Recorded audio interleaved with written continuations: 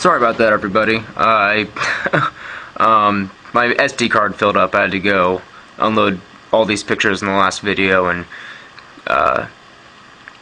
get those off the SD card. But it reminded me of some things that I wanted to talk about. I was talking about videos last, and yeah, I was able to just drag and drop some videos onto this thing and have them play.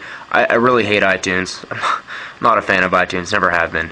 And so finally being able to be unshackled from iTunes is really one of the biggest advantages for me personally for this phone. And a lot of people are comfortable with iTunes. It's kind of a safe zone for them, but I just have always hated it. So having access to the SD card and the file system just really helped set this phone apart for me. But actually having to go unload the SD card and watch the last video reminded me of a couple things. I know that on this video with the video capture, it really makes the LCD screen look a little bit washed out, and I want you to know that this screen looks absolutely incredible. 4.3 inches diagonal across. It looks amazing. I don't know if you can really tell an iPhone comparison, but really they're pretty comparable. I wouldn't say one looks any better than the other. Pixel density, I mean, the resolution isn't as high on this one. Resolution's higher on this one, but it's spread out a little bit more. I would say pixel density looks about the same, probably a little better on this one. And either way, they both just look incredible. And I know a lot of people will make comparisons between this device and HTC Incredible on Verizon, because that one has an AMOLED screen. And you know, the thing with LCD screens or any screen in general, if you put them side by side, you're going to see one come out on top as being better than the other.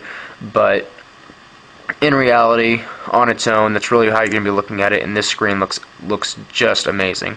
I'm really happy with it. What else was I going to talk about with this thing? Thinking here, sorry guys. You know, little senseisms like the leap view, being able to jump to whatever, you know, screen you want. That's always nice. One of the things that really annoyed me was I was happy to try using Double Twist. Double Twist is kind of the de facto standard for mobile devices. It's like iTunes for everything else, essentially. And it works just like iTunes, looks like iTunes. One of the things that was a bummer about this device specifically is the way Double Twist works is if you have any videos or anything, you can drag videos from the iTunes or the Double Twist program down to your device, and it'll automatically convert them to the proper format. This was a problem for me because this device can handle higher resolution videos than any other Android device can. It's got the HDMI port on it for outputting 720p to a high-def TV, and because of that, like I said, it can handle higher resolution videos than the regular Android phone can. Fortunately, when I dragged a file to this device to put it on in Double Twist converted it to a size of I think 480 by 320 or something like that, and it just didn't look that good on this device. And if I go to, I actually have it in here, to gallery, I did some personal conversion of some DVDs that I had, and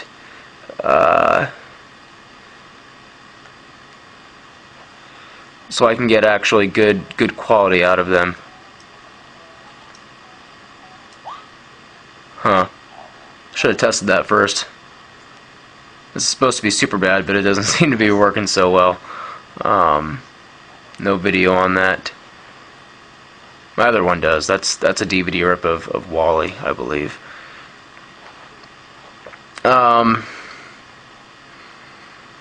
What else about this device? One thing that really bugged me about it, one of the things I do on my iPhone all the time is, I mentioned this in the forums on Fandroid one day, I play a lot of solitaire on my device. And really the size of the iPhone is perfect. I mean, I barely have to move my thumb to get around, you know, to play card games on this. And this thing, it's so big that it's really hard to play cards with just one hand. I almost gotta hold it with one and then use my index finger, but trying to do it with one hand, I'm swiping my thumb across the screen in such a long distance that my wrist is getting sore. But I've only had this phone for a day, so we'll see if I adjust to that at all. Not sure what else I really had to say about this device. I knew there were things on my mind, but really this is just a comparison for coming from an iPhone user onto this device. And again, I'm not your atypical iPhone user. I really have not enjoyed being an iPhone user. I don't like being restricted. I really prefer open platforms, and in that regard, I couldn't be happier with this device. And I'm really happy to be moving on. One thing to notice, like I said, besides that crack in my screen, there is not a single scratch on this device, on the screen anyway. I mean, it's glass. It's using it for 2.5 years, and if you look at the body of this thing, I mean, there's dings and scratches, and I've beaten the crap out of this phone.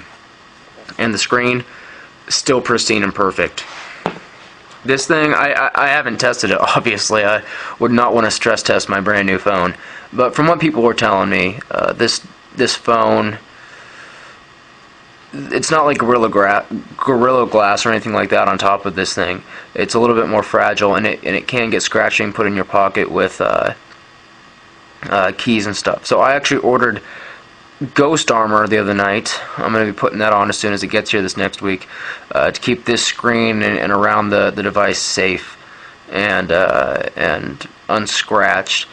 And that's one area in which, coming from an iPhone, I really didn't care what I did with that device because I really didn't feel like I could break it. This, I feel like it might be a little more fragile. And again, I'm not gonna test that theory. As you can see, I do have a case on it. It's like the Platinum or something like that. I got it at Best Buy when I picked this thing up.